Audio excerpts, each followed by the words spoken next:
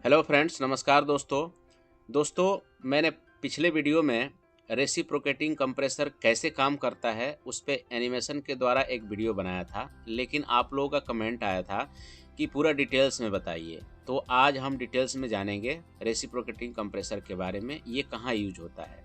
ये मेनली जो यूज होता है ऑयल एंड गैस इंडस्ट्रीज में ज़्यादातर यूज होता है ये। और रेसिप्रोकेटिंग कंप्रेसर और सेंट्रीफ्यूगल कंप्रेसर भी यूज होता है। तो आज हम जानेंगे रेसिप्रोकेटिंग कंप्रेसर के बारे में डिटेल्स में। तो रेसिप्रोकेटिंग कंप्रेसर का ये डायग्राम है, आप यहाँ पर देख सकते हैं। अब इसके कौन कौन से मेनली पार्ट होते हैं वो यहाँ पर दिया गया है। अभी इसके बारे में एक एक करके जानेंगे।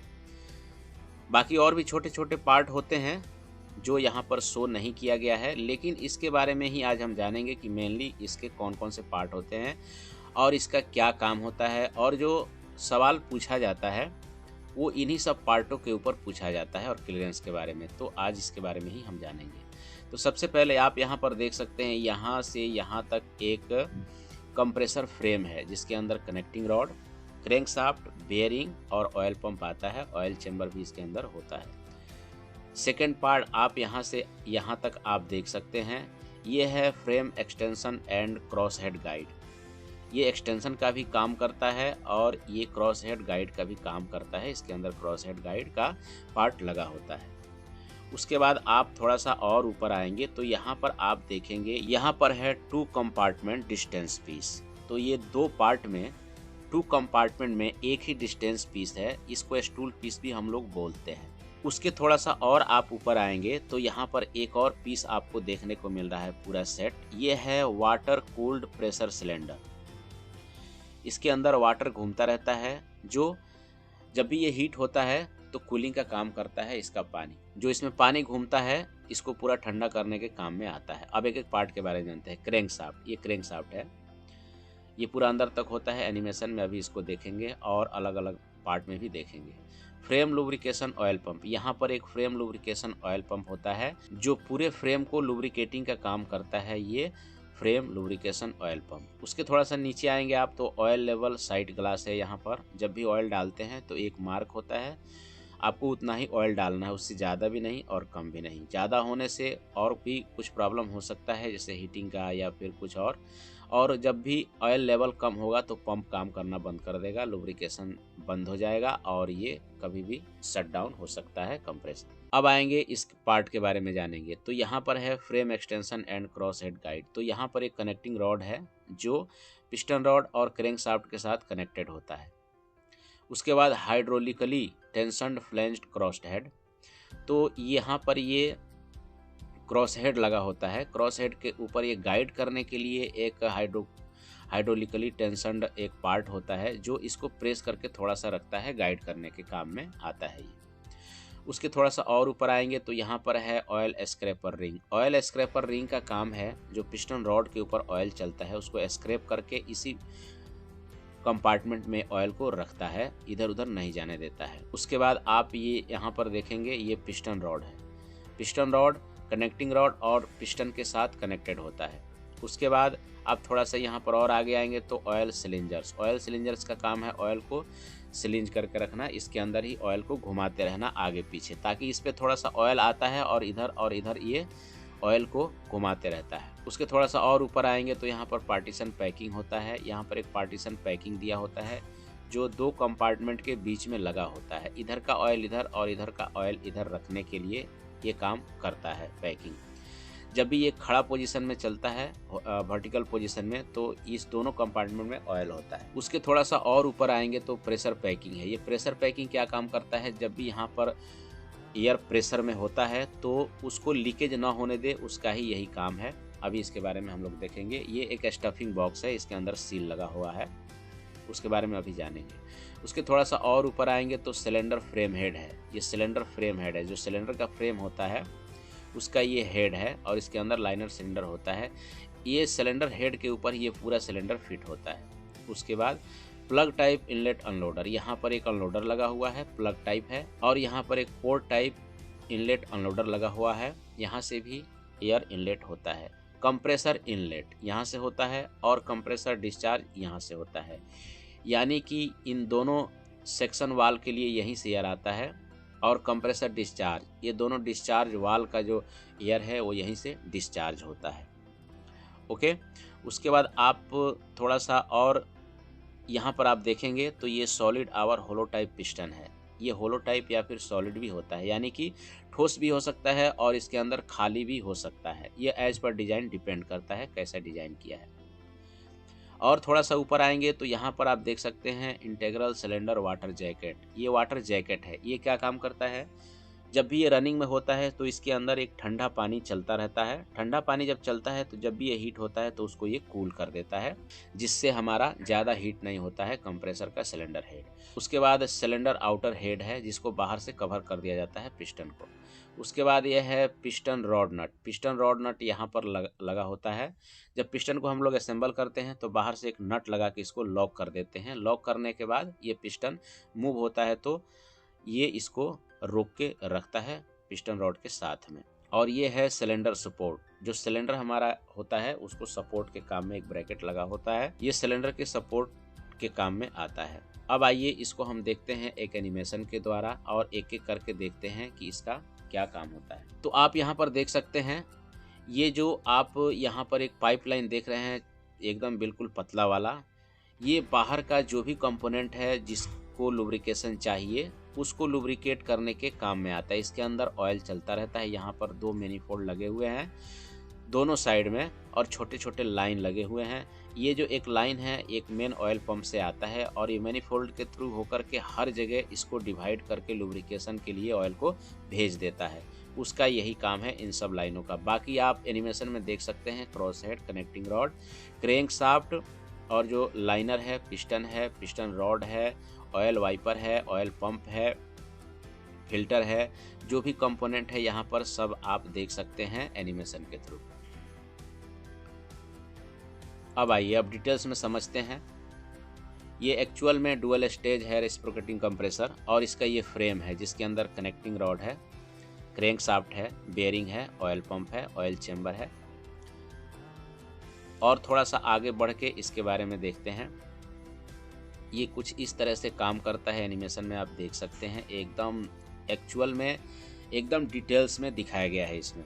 ये है सिलेंडर हेड जो मैंने अभी आपको दिखाया था, जिसमें वाटर जैकेट होता है और लाइनर और पिस्टन जब हीट होता है तो उसको ठंडा करने के काम में आता है। ये होता है क्रॉस हेड गाइड, अभी मैंने बताया था ये क्रॉस हेड गाइड है। इसके अंदर ये क्रॉस हेड चलता है तो इसको गाइड करने के ये काम में आता है। और ये थोड़ा सा प्रेशराइज होता है हाइड्रोलिकली, हाइड्रोलिक से ये थोड़ा सा प्रेस करके रखता है ताकि ये ज़्यादा आगे पीछे मूव ना हो। इसको और थोड़ा सा आप आगे आएंगे तो डिटेल्स में आप देख सकते हैं। और हम देखेंगे क्रैंक शाफ्ट और उसके बेयरिंग के बारे में और इसका काउंटर वेट के बारे में, वो सब क्या चीज़ है। तो आप यहाँ पर देख सकते हैं ये क्रैंक शाफ्ट है, ये पूरा सेट क्रैंक शाफ्ट है। ये फ्लाईव्हील है क्रैंक शाफ्ट का और ये क्रैंक शाफ्ट का यहाँ पर एक बेयरिंग लगता है जो बॉडी के साथ अटैच होता है। और ये काउंटर वेट है। जब भी क्रैंक शाफ्ट का जो आउटसाइड जहाँ पे कनेक्टिंग रॉड का बेयरिंग होता है उसके अपोजिट में एक काउंटर वेट लगा होता है ताकि इसको बैलेंस करके रख सके। अब आइए देखते हैं बेयरिंग और बेयरिंग क्लियरेंस के बारे में। तो ये हमारा जो मेन बेयरिंग्स है बॉडी यानी कि फ्रेम और क्रैंक शाफ्ट के बीच में लगा होता है, ये 2 बेयरिंग है। ये जनरल बेयरिंग भी हो सकता है, मोस्टली जनरल बेयरिंग ही इसमें आते हैं। और इसका जो क्लियरेंस लिया जाता है वो कैसे लिया जाता है, तो आप 2 तरीके से इसका क्लियरेंस ले सकते हैं, एक माइक्रोमीटर से और एक लेड वायर से। जैसे मान लीजिए कि अगर माइक्रोमीटर से आपको क्लियरेंस लेना है तो दोनों बेयरिंग को फिट करके ऊपर का और नीचे का बेयरिंग असेंबल करके इसको टाइट कर देंगे। उसके बाद इनसाइड माइक्रोमीटर से इसका अंदर का साइज ले लेंगे और क्रैंक शाफ्ट का साइज आप आउटसाइड माइक्रोमीटर से ले लेंगे तो दोनों का क्लियरेंस मिल जाएगा आपको। बेयरिंग का क्लियरेंस और क्रैंक शाफ्ट का बेयरिंग का शाफ्ट का क्लियरेंस माइनस करेंगे तो क्लियरेंस मिल जाएगा। और लेड वायर से जब लेना होगा तो क्रैंक शाफ्ट को आप यहाँ पर रख देंगे बॉडी में, नीचे का बेयरिंग असेंबल करके। उसके बाद जब भी आप ऊपर का बेरिंग लगाएंगे, उसके अंदर एक लेड वायर कटिंग करके एक पीस छोटा सा डाल देंगे और इसको फुल टाइट करके फिर बाद में रिमूव करेंगे। रिमूव करके और कितना प्रेस हुआ है लेड वायर उसको आउटसाइड माइक्रोमीटर से मेजर करेंगे तो उसका साइज आ जाएगा। वही हमारे बेरिंग का क्लियरेंस होता है। अब आइए हम इसको एक इमेज के द्वारा समझ लेते हैं। ये बिग एंड बेरिंग है, ये कनेक्टिंग रॉड का बेरिंग है। यहाँ पर भी इसका भी जो क्लियरेंस हम लोग लेते हैं लेड वायर के थ्रू भी ले सकते हैं और इसको भी असेंबल करके इनसाइड आउटसाइड माइक्रोमीटर से भी ले सकते हैं, लेकिन ज़्यादातर लेड वायर से ही लिया जाता है। एज पर रिक्वायरमेंट, क्या रिक्वायरमेंट है उसके हिसाब से आप इसका मेजरमेंट ले सकते हैं। ये क्रैंक शाफ्ट है, मैंने अभी बताया था, यहाँ पर 2 बेरिंग लगे होते हैं, वो भी जनरल बेरिंग हो सकते हैं। और ये कनेक्टिंग रॉड है, इसके बीच में एक ये जनरल बेरिंग आता है और नीचे से ये जनरल बेरिंग आता है। इसके ये पूरे क्रैंक शाफ्ट में एक होल होता है अंदर जो हमारा ऑयल पंप है जो फ्रेम में लगा होता है कंप्रेसर के, वहाँ से जब वो पंपिंग करता है तो उसके फ्रेम में भी और प्लस यहाँ भी पूरा ऑयल इसका मूव होता रहता है, जिससे बेरिंग हमारा ख़राब नहीं होता है, बेरिंग को लुब्रिकेशन मिलता रहता है। अब इसका क्लियरेंस लेने के लिए जैसे इस बेरिंग को यहाँ पर असेंबल करके यहाँ पर रख देंगे और नीचे का इसका कवर लगाएंगे ये बेरिंग लगा के, उसके बीच में एक लेड वायर का पीस डाल देंगे। लेड वायर का पीस आप देख लेंगे कितना मोटा होना चाहिए, जैसे 0.5 या फिर 1 मिली का भी रख सकते हैं, ताकि इसको जब नीचे से आप टाइट करें तो प्रेस हो जाए, प्रेस होकर के अच्छे से और उसका थिकनेस एक बन जाए मिनिमम मैक्सिमम, उसको आप चेक करेंगे, वही बेरिंग का क्लियरेंस हो जाएगा। तो बेरिंग का क्लियरेंस आप इस तरीके से भी ले सकते हैं और इसको भी आप इनसाइड आउटसाइड माइक्रोमीटर से भी ले सकते हैं। इसको अलग से असेंबल कर लेंगे, इसको माइक्रोमीटर से साइज ले लेंगे आउटसाइड माइक्रोमीटर से और इसको इनसाइड माइक्रोमीटर से साइज ले लेंगे तो इसका भी साइज आपको क्लियरेंस मिल जाएगा। इस तरीके से भी आप क्लियरेंस चेक कर सकते हैं जनरल बेरिंग का, कनेक्टिंग रॉड या फिर क्रैंकशाफ्ट के जनरल बेरिंग का। तो आगे हम देखते हैं और किन किन चीज़ों का ध्यान रखा जाता है। यहाँ पर स्मॉल एंड बेरिंग है जो सिंगल पीस में आता है और एक ये पिन के थ्रू कनेक्ट किया जाता है। अभी इसको हम देखेंगे इस क्रॉस हेड में कौन सा बेरिंग आता है। अब आप यहाँ पर देख सकते हैं एडजस्टेबल रिप्लेसेबल क्रॉस हेड शू। ये क्रॉस हेड के ऊपर एक शू आता है जिसको हम लोग बाद में रिप्लेस कर देते हैं, ये चलते चलते ख़राब हो जाता है। जब इसका क्लियरेंस ज़्यादा हो जाएगा या फिर स्क्रैच ज़्यादा आ जाएगा तो चेंज कर सकते हैं। यही क्रॉस हेड है, क्रॉस हेड को डिसेंबल किया गया है यहाँ पर। ये क्रॉस हेड है, क्रॉस हेड के यहाँ पर नीचे से, यहाँ भी नीचे से आप ये पिस्टन रॉड लगाते हैं और ऊपर में कनेक्टिंग रॉड आता है और यहाँ से पिन लगा देते हैं। पिन लगा के एक सर्क्लिप डाल देते हैं जिससे हमारा वो पिन बाहर ना निकले। और इसका भी क्लियरेंस लिया जाता है। क्लियरेंस लेने का इसका भी कई तरीका होता है, माइक्रोमीटर बोर गेज से भी ले सकते हैं या फिर और भी किसी तरीके से ले सकते हैं, लेकिन रिक्वायरमेंट कौन सा है वो आप देख लीजिएगा। और ये है क्रॉस हेड शू, इसको यहाँ साइड से असेंबल कर दिया जाता है। तो जब भी ये चलता है तो इसके अंदर स्क्रैच ना आकर के क्रॉस हेड शू के ऊपर स्क्रैच आता है। जब ये ख़राब होता है इसको आसानी से हम लोग चेंज कर सकते हैं। क्रॉस हेड हमारा सेफ हो जाएगा और क्रॉस हेड गाइड भी सेफ हो जाएगा। सिर्फ इसी पार्ट को हम लोग चेंज करेंगे तो काम हमारा हो जाएगा सस्ते में। अब आप यहाँ पर देख सकते हैं ये कनेक्टिंग रॉड है। अब आइए कनेक्टिंग रॉड को भी हम लोग देख लेते हैं। क्रॉस हेड है, ये पूरा क्रॉस हेड है, उसके ऊपर क्रॉस हेड शू लगा हुआ है, ये मैंने आपको दिखा दिया। उसके बाद ये है पिस्टन रॉड और ये पिस्टन है। पिस्टन रॉड और पिस्टन एक साथ कनेक्टेड होता है। जब भी हम लोग असेंबल करते हैं तो पिस्टन रॉड को पिस्टन के अंदर लगा के इधर से एक नट लगा देते हैं बाहर साइड से, जो इसमें शो नहीं हो रहा है। और ये पूरा पिस्टन रॉड है। पिस्टन रॉड के आगे थ्रेड होता है और एक लॉकिंग नॉट होता है। जब भी हम लोग असेंबल करते हैं तो क्रॉस हेड में इसको टाइट करके यहाँ से लॉक कर देते हैं और यहीं से हम लोग इसका डिस्टेंस पीस टॉप और बॉटम चेक करते हैं। अभी हम इसके बारे में बात करेंगे आगे वीडियो में कि ये कैसे काम करता है, इसका TDC और BDC क्या होता है। पिस्टन रॉड के बारे में आपने जान लिया। Oil wiper packing, oil wiper packing का क्या काम है, ऑयल को वाइपिंग करना है। यहाँ पर ऑयल को रोकता है 2 कंपार्टमेंट के बीच में। इंटरमीडिएट पैकिंग, ये है इंटरमीडिएट पैकिंग, ये भी ऑयल के लीकेज को रोकने का काम करता है 2 कंपार्टमेंट के बीच में। ठीक है, अब आइए आगे और देखते हैं। आगे हम लोग देखेंगे स्टफिंग बॉक्स। ये स्टफिंग बॉक्स है दोस्तों। स्टफिंग बॉक्स में 5 सील आता है। अभी इसको रिमूव करके हम लोग एक साइड से देखते हैं और इसको कैसे टाइट किया जाता है, कैसे चेक किया जाता है देखेंगे। तो ये पूरा सेट स्टफिंग बॉक्स है और इसके अंदर 5 सील लगे हुए हैं। तो स्टफिंग बॉक्स एलिमेंट्स, ये है स्टफिंग बॉक्स पूरा जिसके अंदर ग्लैंड पैकिंग सील या फिर मैकेनिकल सील भी आता है, लेकिन यहाँ पर ये पैकिंग दिया हुआ है, एलिमेंट्स दिया हुआ है जो एयर के प्रेशर के लीकेज को रोकता है। स्टॉपिंग बॉक्स एलिमेंट्स है, ये 5 सील होते हैं, एलिमेंट्स भी आप बोल सकते हैं। ये 5 सील होते हैं, इसके अंदर इसको लगा करके ये जब भी आप इसे टाइट करेंगे तो ये प्रेस होता जाएगा और ये लीकेज को रोक देगा। जब भी हाई प्रेशर होगा कंप्रेसर में तो इसके लीकेज को रोकता है ताकि एयर बाहर ना निकले बैक साइड से। ओके, अब आइए देखते हैं। अब ये है फ्री फ्लोटिंग पिस्टन, यही पिस्टन है हमारा जो मेन इंपॉर्टेंट होता है, और ये पूरा जो होता है ये हमारा कंप्रेसर का हार्ट होता है, एक तरह से दिल होता है। इसका valve, piston, liner, seal, exhaust inlet valve, head, ये सब बहुत ही इंपॉर्टेंट चीज़ है, यही मेन देखा जाता है। इसमें थोड़ा सा भी क्लियरेंस थोड़ा बहुत माइनर चलता है, लेकिन इसमें बिल्कुल भी नहीं चलता है वाल्व और लाइनर पिस्टन के अंदर। आइए देखते हैं। तो अब ये काम कैसे करता है। ये डुअल एक्टिंग कंप्रेसर एक्चुअल में है दोस्तों, एक्चुअल में ये डुअल एक्टिंग कंप्रेसर है दोस्तों। ये जब भी ऊपर और नीचे होता है, यानी आगे पीछे मूव होता है, तो ऊपर से और नीचे से सक्शन डिस्चार्ज दोनों साइड से ये करता है, और इसका TDC BDC इसी में ही लिया जाता है। और जब भी सिंगल एक्टिंग कंप्रेसर में आप जाएंगे तो वहाँ पर सिर्फ टॉप यानी कि TDC लिया जाता है। ये TDC और BDC क्या है, ये भी एक तरह का क्लियरेंस है। TDC और BDC, top distance clearance and bottom distance clearance. अगर ये बहुत इंपॉर्टेंट है, अगर ये कम ज़्यादा होगा तो आपका जो कंप्रेसर है वो हीट होने का चांस हो जाएगा, या फिर प्रेशर ही नहीं बनाएगा तो आपका कंप्रेसर सही तरीके से काम ही नहीं करेगा। अब आइए देखते हैं काम कैसे करता है। तो जब भी ये टॉप में जाता है तो बॉटम से सक्शन करता है और टॉप से डिस्चार्ज करता है। जब ये बॉटम की तरफ जाता है तो टॉप से सक्शन करता है, बॉटम से डिस्चार्ज कर सकता है। आप देख सकते हैं इसका एनिमेशन। जब ये ऊपर जाएगा तो यहाँ से सेक्शन करेगा और यहाँ से डिस्चार्ज करेगा। जब ये नीचे जाएगा तो यहाँ से सेक्शन करेगा, यहाँ से डिस्चार्ज करेगा। ये दोनों एग्जॉस्ट वाल्व हैं और ये दोनों इनलेट वाल्व हैं। तो इस तरीके से ये काम करता है ताकि एकदम टाइमिंग इसका फिक्स होता है। जब भी ये ऊपर नीचे होता है एकदम एग्जैक्ट समय पे काम करता है। अब यहाँ पर इसका TDC और BDC क्या है ये देख लेते हैं। जब ये ऊपर गया, जब भी ये ऊपर जाता है तो इसके बीच में मिनिमम और मैक्सिमम एक क्लियरेंस होता है, उसको ही चेक किया जाता है। इसको भी लेड वायर से चेक किया जाता है। यहाँ पर आप लेड वायर कटिंग करके एक पीस डाल देंगे और इसको मूव करके ऊपर करेंगे तो कितना प्रेस होता है उसको चेक कर लेंगे। लेड वायर का थिकनेस कितना है, वही क्लियरेंस है।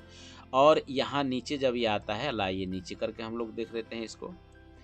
तो यहाँ नीचे आता है तो यहाँ पर भी आप देख सकते हैं एक मिनिमम और मैक्सिमम क्लियरेंस होता है। यहाँ पर भी लेड वायर रख के हम लोग चेक कर लेते हैं कि इसका क्लियरेंस कितना है। अब बात आती है कि इसको एडजस्ट कैसे करते हैं। तो इसको एडजस्ट करने के लिए इसके पीछे में नीचे में क्रॉस हेड में थ्रेड होता है, इसको वहाँ से घुमा के हम लोग थोड़ा ऊपर नीचे करके और उसको लॉक नट से लॉक कर देते हैं, तब हमारा क्लियरेंस एग्जैक्ट हो जाता है। उसके बाद आप यहाँ पर देख सकते हैं, यहाँ पर एक पॉइंट दिया हुआ है, यहाँ से भी थोड़ा थोड़ा एयर सक्शन करता है और बीच में मूव होता है, वो अभी मैं आपको दिखाऊंगा एनिमेशन के थ्रू। तो आप यहाँ पर देख सकते हैं थोड़ा थोड़ा एयर इंटर हो रहा है यहाँ पर। और यहाँ पर ये पिस्टन रिंग्स हैं दोनों साइड में, क्योंकि ये डुअल एक्टिंग इसलिए दो है। ये राइडर रिंग्स है, राइडर रिंग्स भी अच्छा काम करता है, फंक्शन इसका अच्छा है। और यहाँ से एयर थोड़ा थोड़ा राइडर रिंग से ये बाहर आता रहता है, जो होलो टाइप पिस्टन होता है।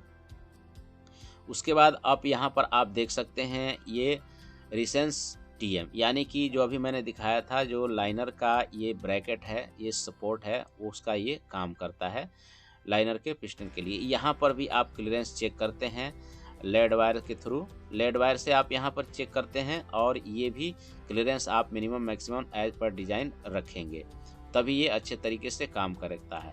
और उसके बाद लाइनर और पिस्टन के जो क्लियरेंस है इनसाइड आउटसाइड माइक्रोमीटर से हम लोग लेते हैं, इसके बीच में कितना क्लियरेंस होता है। वो भी क्लियरेंस बहुत इंपॉर्टेंट होता है, अगर कम ज़्यादा हो गया तो ये सही तरीके से काम नहीं करेगा आपका कंप्रेसर। तो इस तरीके से ये काम करता है, हर जगह पे इसका क्लियरेंस मिनिमम और मैक्सिमम बहुत इंपॉर्टेंट होता है। ये क्रॉस हेड है, इसका भी हम लोग क्लियरेंस लेते हैं आउटसाइड इनसाइड माइक्रोमीटर से। तो इसको जब रिमूव करते हैं तो इसका और इसका साइज़ आप ले लेंगे, यहाँ से यहाँ तक का साइज़ ले लेंगे आउटसाइड माइक्रोमीटर से, और इनसाइड माइक्रोमीटर से इसके अंदर का साइज़ ले लेंगे। कभी कभी क्रॉस हेड पूरा ख़त्म हो जाता है, ख़राब हो जाता है, तो उसका साइज़ लेने का ज़रूरत नहीं पड़ता है, इसको रिमूव करके रिप्लेस कर दिया जाता है। और जब आप इसका साइज़ लेंगे तो जब भी आप ओवरहॉलिंग करते हैं, तो जब ये ख़राब ज़्यादा नहीं है तो इसका क्लियरेंस आप ले सकते हैं चेंज करने के लिए। इस तरीके से आपका रेसिप्रोकेटिंग कंप्रेसर काम करता है और ऐसे इसका क्लियरेंस लिया जाता है, जैसे मैंने यहाँ पे आपको पूरा डिटेल्स में बता दिया है। और जब भी ये ख़राब होता है, कोई प्रॉब्लम आता है, तो मेनली इसके एग्जॉस्ट और इनलेट वाल्व में होता है, वही हमारा मेन इम्पोर्टेंट है। जब भी वाल लीकेज हो जाएगा तो इसमें प्रॉब्लम आना शुरू हो जाएगा, यानी प्रेशर डेवलप नहीं करेगा, या फिर प्रेशर डेवलप नहीं करेगा तो इसका सील भी जा सकता है, इसका क्लियरेंस भी इंक्रीज हो सकता है। जब भी ओवरहॉलिंग के लिए पूरा कंप्रेसर खोला जाता है तो यही सारे क्लियरेंस इसके चेक किए जाते हैं, एकदम क्लियरेंस एग्जैक्ट होना चाहिए एज पर डिज़ाइन। सबका क्लियरेंस अलग अलग डिपेंड करता है, डिज़ाइन के ऊपर डिपेंड करता है, वो ड्राइंग के हिसाब से हम लोगों को चलना पड़ेगा। एक ड्राइंग आता है, उसमें सारा डिटेल्स इसका दिया होता है।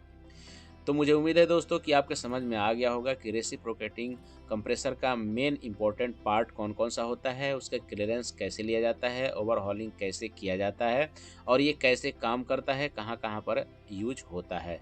तो अगर वीडियो समझ में आया हो तो वीडियो को लाइक करें और शेयर करें, और अगर आपके मन में कोई क्वेश्चन है तो आप कमेंट कर सकते हैं। Thank you.